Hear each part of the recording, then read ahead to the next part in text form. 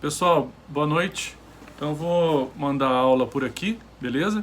E aí a gente vai se falando. Também improvisado aqui um estúdio na minha casa. Não é nada profissional, mas dá para quebrar o galho. Bom, então continuando a nossa aula. Na última aula eu falava sobre licenciamento. Vou retomar alguma coisa, tá? Para finalizar esse assunto.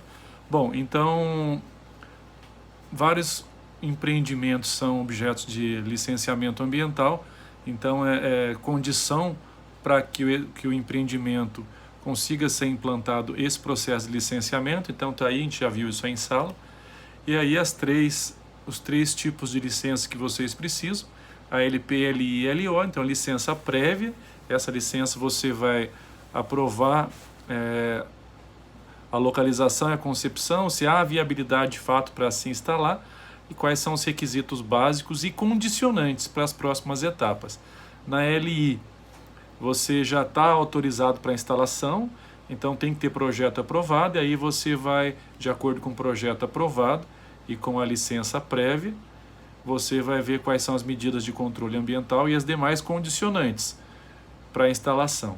E aí a licença de operação já é a licença em que o empreendimento já está funcionando para a operação dele, então já cumpriu o que a LP e a LI preconizava e aí já está operando, beleza?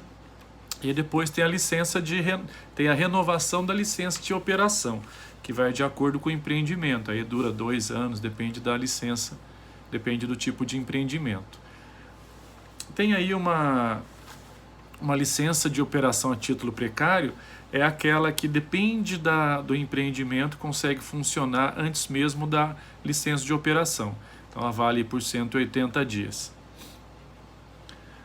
Então as três faz a LP, você tem 2 anos para você solicitar a LI, a LI tem 3 anos para início das obras, depois mudou, tá vendo? Até 5 anos, até 6 anos, e a LO depende do fator de complexidade e da fonte de poluição. O que é importante prestar atenção é que você você tem a licença prévia, e aí você pede a licença de instalação, e você não se instala, a licença deixa de valer, ela tem validade, então ela deixa de ser efetiva.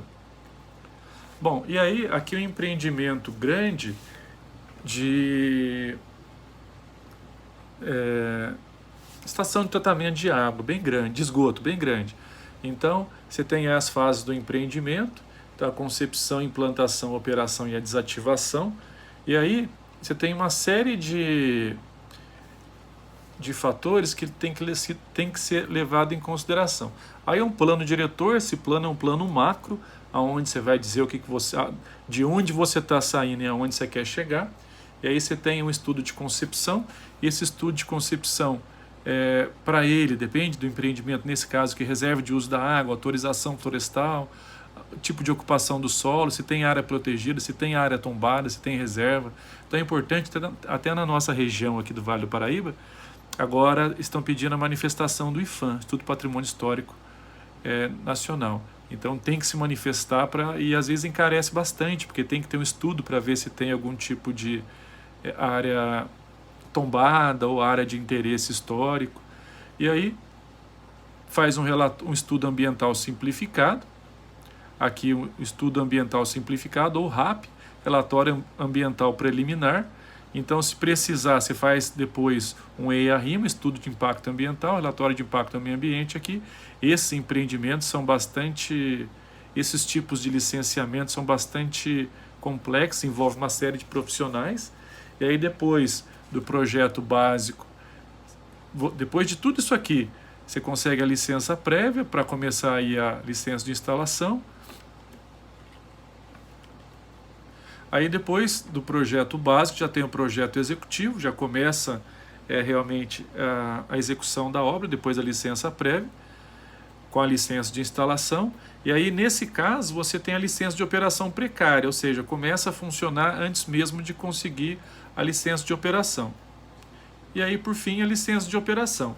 Então o sistema está funcionando, tem a LO completa. E aí, depois de um certo período, tem também a desativação. No caso de um aterro sanitário, por exemplo, ele tem uma capacidade. Então, depois dele atingir essa capacidade, ele tem que ser desativado, e isso também é objeto do licenciamento. Então, esse plano de desativação, então tem uma série de requisitos, como por exemplo, parados de equipamentos, o que você vai fazer com ele, quais são os resíduos que vão continuar a ser gerados lá, a desmontagem, a limpeza, demolição, e verificar se tem algum tipo de contaminação. É importante isso porque no caso de um aterro sanitário a contaminação é muito grande, né? E a gente pensa, a contaminação vai ser só ali. Na realidade não, né? A contaminação é do solo e da água, ela contamina todas as áreas vizinhas. Bom, para que serve um sistema de gestão ambiental? Uma série de coisas, né? É uma ferramenta bem importante para controle operacional de todo um sistema. Então, redução de risco ambiental, fortalecimento da imagem da empresa, participação do mercado, comprometimento com a proteção ambiental, acaba gerando aí um selo para essa empresa que ela pode transformar até num marketing, né, num produto que venha valorizar o que ela vende, o produto que ela vende, ou o serviço que ela presta. E aí a gente tem uma série de questões, né, como que eu posso introduzir essas práticas no dia a dia da operação. Cada operação vai ter uma especificidade, então tem gente que pensa, como que eu posso fazer a gestão dos resíduos, gestão do lixo, gestão da água, um trabalho de treinamento e conscientização com os funcionários. Então tudo isso, todo esse sistema, ele vem trazer melhorias e vem buscar a padronização de atitudes numa obra, no empreendimento. Bom, eu vou mandar esse vídeo aqui, depois eu mando outro, tá?